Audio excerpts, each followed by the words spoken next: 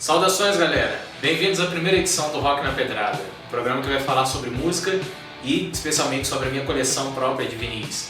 Eu sou o Pedrão e aqui comigo está o Elvis e nós vamos começar hoje falando um pouco sobre a minha coleção dos discos do Iron Maiden. A ideia, a proposta do Rock na Pedrada é poder apresentar, no caso, os vinis do Pedro, e ele vai começar hoje mostrando pra gente o Iron Maiden, a coleção dele de vinis e alguns detalhes que só um apaixonado pelo Iron vai poder informar a gente.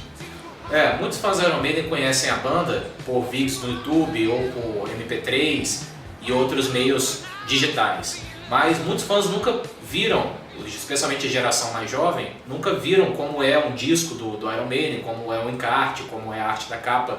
Então eu queria mostrar um pouco, hoje, um pouco da minha seleção, um pouco dos meus discos do Iron Maiden, mostrar algumas curiosidades, comentar, mostrar os encartes, mostrar o próprio disco, mostrar alguns DVDs também que eu tenho, alguns CDs, e vamos nessa. Tem Rosa Maria, uma grande cantora nacional. Tem esse aqui do Fundo de Quintal, nos primeiros. Tem outro aqui da coleção MPB, do Paulinho da Viola.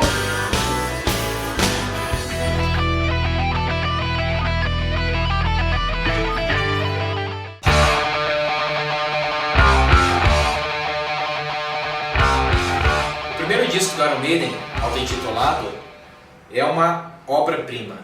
Para quem curte a banda sabe que esse disco aqui é sensacional. Embora até o Paul Di'Anno, vocalista da época, ele meio que critica esse disco, mas ele na verdade é muito bom. Ele tem alguns clássicos do Iron Maiden que a banda toca até hoje, por exemplo, Transylvania, uma faixa instrumental que a banda inclusive usou nas turnês do Somewhere Back in Time, em 2008 e 2009, como faixa de abertura. Uma grande música. Tem, por exemplo, Running Free, que a banda toca com muita frequência, Phantom of the Opera, a própria Iron Maiden, que é obrigatória em quase todos os shows da banda, e uma série de outros clássicos, uma porradeira nos ouvidos. A primeira aparição do Ed? Foi a primeira aparição dele em LP, o desenho feito pelo Derek Riggs, que inclusive ele deixa uma marca dele aqui em toda a capa do Iron Maiden que ele desenha, ele deixa a assinatura dele, nessa capa está aqui no muro aqui. A gente vai ter que dar um zoom, depois vocês olham aí na imagem. Vocês não estão vendo aí na imagem agora, essa é a assinatura do Derek Riggs. Em todas as capas do Iron Maiden que ele participou, ele deixou uma assinatura. Se não me engano, teve uma só que ele não deixou, não lembro agora qual.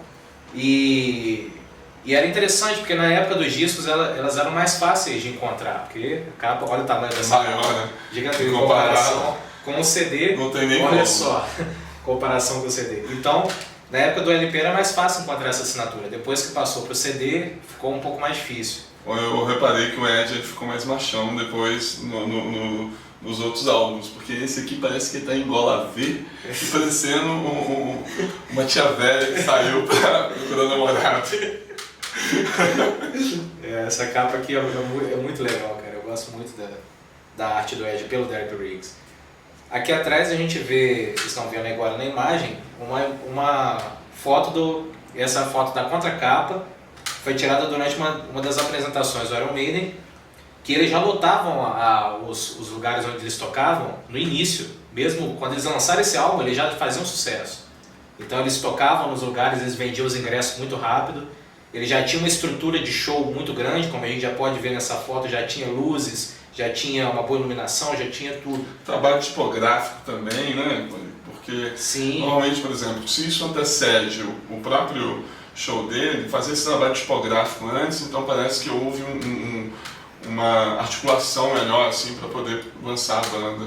Sim. O Iron Maiden, na verdade, ele começou mais ou menos em 1975 com o Steve Harris e, se não me engano, o Dave Murray estava também na primeira formação. Aí depois ele saiu, o Dave Murray saiu, depois ele voltou para esse disco. Esse disco é de 1980, foi o primeiro LP lançado pelo Iron Maiden, 1980, 5 anos depois que a banda já existia. E aqui a formação que ele conta é do Paul Di'Anno nos vocais, o Steve Harris no baixo, claro, o Dave Murray na guitarra, o Clive Burr na bateria e um guitarrista que só tocou nesse disco, que foi o Dennis Stratton. Se não me engano, agora ele está lutando contra uma doença, não sei se era um câncer, uma leucemia, alguma coisa ou assim. é depressão mesmo, resultado de não ter logo no início. E o Paul Di'Anno, a curiosidade é que ele detesta esse disco. Ele acha que é uma merda, que a gravação foi péssima e tal. E realmente, se você for ver a mixagem desse disco, comparar com os que vieram depois, o Iron Maiden, ele não ficou tão bom, não ficou uma mixagem tão boa. Mas as músicas aqui salvam, cara, porque elas são excelentes.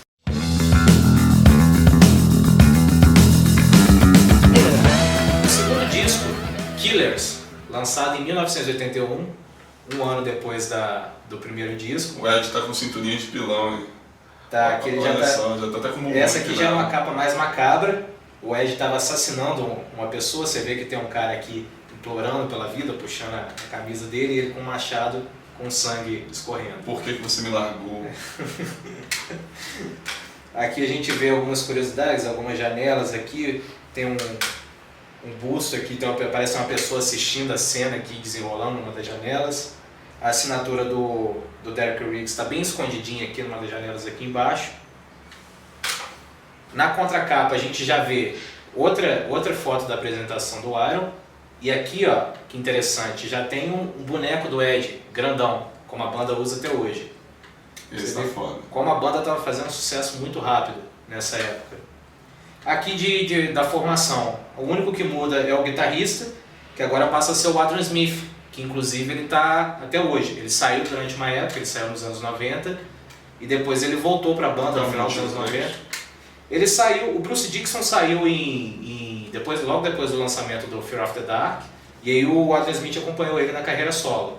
E depois os dois voltaram em 1999, quando o Blaze Bayley saiu, e aí eles voltaram para gravar o Brave New World, que foi o primeiro álbum da formação clássica do Iron Maiden que está até hoje, que são com os três guitarristas, o Dave Murray, o Adrian Smith, o Janick Gers, e o Nico McBrain na bateria, o Bruce Dickinson no vocal e o Steve Harris no baixo.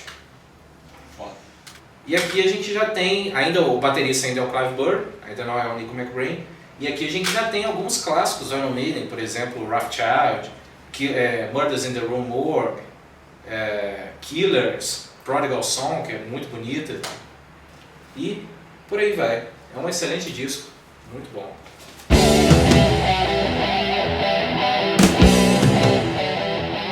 Em terceiro lugar, na minha opinião, o melhor disco do Iron Maiden, Peace of Mind.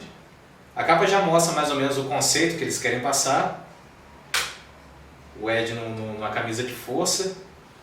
E aqui dentro, ele tem um encarte muito bacana que mostra a banda a banda reunida numa mesa de jantar, numa mesa de banquete, e o prato principal é um cérebro. E a banda está esperando pelo cérebro. Meio gore, né? É, bem uma coisa meio gore. Que a galera todo mundo novinha. As espadas também, aquelas As espadas, armaduras. Muito foda. Aqui foi o disco de estreia do Nico McBrain na bateria. Então é um disco sensacional. A gente tem... Quem são aqueles dois na foto de dentro? Aqui.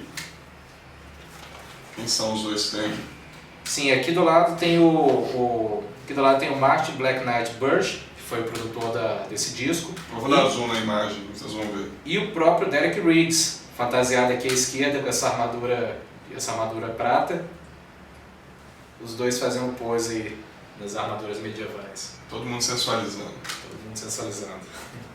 Aqui atrás, na contracapa, tem a assinatura do Derek Riggs, aqui a mão segurando um amuleto, com a assinatura do Derek Riggs. E esse disco aqui é fantástico, cara. Ele tem alguns dos clássicos imortais do Iron Maiden também, que eles tocam até hoje. Essa talvez tenha sido a fase mais prolífica do Iron Maiden, a fase que eles guardam mais coisas até hoje. Tem, por exemplo, Flight of Icarus, que é uma grande música, Die With A Boots On, que é fantástica. Tem a própria The Trooper, que é indispensável, minha música preferida, particularmente, que eles tocam em todos os shows. Tem a Revelations, que eles começaram a tocar agora nessa turnê do Somewhere Back in Time, que ficou muito boa. E outros grandes porradeiros aí no ouvido.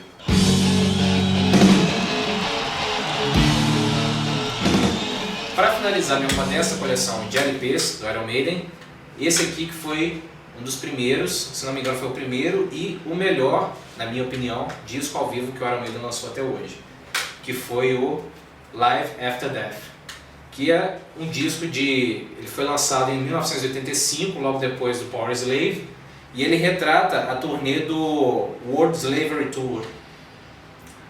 Nossa, do caralho mesmo isso, hein?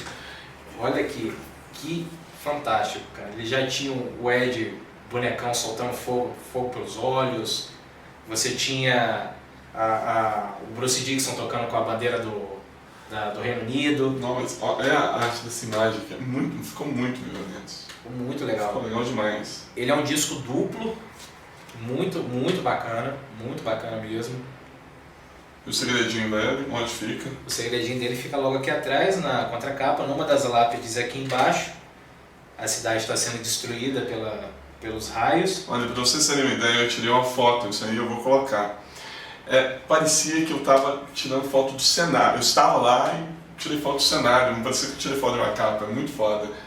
E para não dizer que, tipo, parece que todo mundo que curte rock and roll, em algum momento tem uma história com o Iron. E essa capa aqui, vê daí, Pedro, que eu desenhei essa capa, eu sabia de cor cada traço do Ed aqui dessa capa.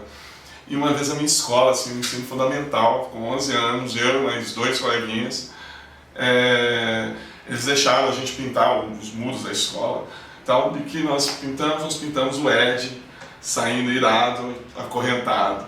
Foi muito foda, assim, realmente é uma imagem assim, que marca muita gente. Parece que essa coisa da arte do Iron fazendo diferença assim, quando a gente cresce. Legal. E sem contar que tem uma inscrição foda aqui do Lovecraft, cara. Um grande escritor de terror psicológico do século XX, que diz mais ou menos o seguinte: não está morto aquele que pode jazer eternamente. Ainda que em estranhas eras, até a morte pode morrer. Botou terror, hein? Muito legal. Disco sensacional. Também indico bastante. Galera, o Rock na Pedrada faz parte de um projeto maior chamado Poliglotas e Trogloditas, que é um site que vai contar com podcasts, com entrevistas, com gameplay e com o próprio Rock na Pedrada. Também tem uma loja virtual que a gente vai estrear em breve. Para vocês conferirem, a gente vai deixar o link aqui embaixo, só acessar lá, beleza? Falou! Uma curiosidade desse DVD foi a minha primeira aquisição na internet do cartão de crédito. Quando eu consegui meu cartão de crédito,